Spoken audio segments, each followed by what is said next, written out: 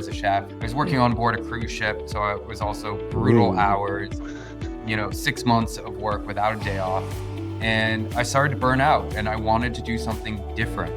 But I had no high school diploma, never went to college. I never even took the SAT, no high level like math or any of those things. And I somehow got it into my head, I wanted to get an MBA. And this was about 10 years ago now, a little bit more. And so I started studying for the GMAT, which was a very crazy goal. And I just got a study guide and sat down and started studying. It felt like I was back in 10th grade. I just couldn't do it. I couldn't sit still through a practice test. I couldn't internalize information. And I wanted this more than anything in my life.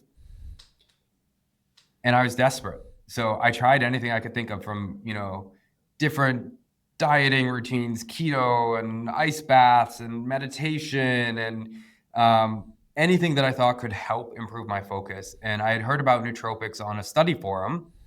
So I immediately went out and I bought everything that I could find.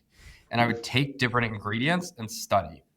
And this was like a really short feedback loop, because I could tell I'm taking something and what's my output? How do I feel? It was subjective performance, but it was pretty clear when something was working and when something wasn't. That feedback loop was really important. And most ingredients did nothing, but a couple of them worked. And when I figured out how to combine them into a winning formula, the results were life-changing. So when I went in to take the GMAT, I ended up scoring in the 99th percentile, which, surprised the hell out of me. It got me into INSEAD and Yale for 2 master's degrees.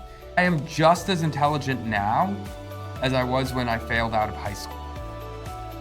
What changed was the levels of dopamine and norepinephrine, my ability to focus, and those are solvable problems.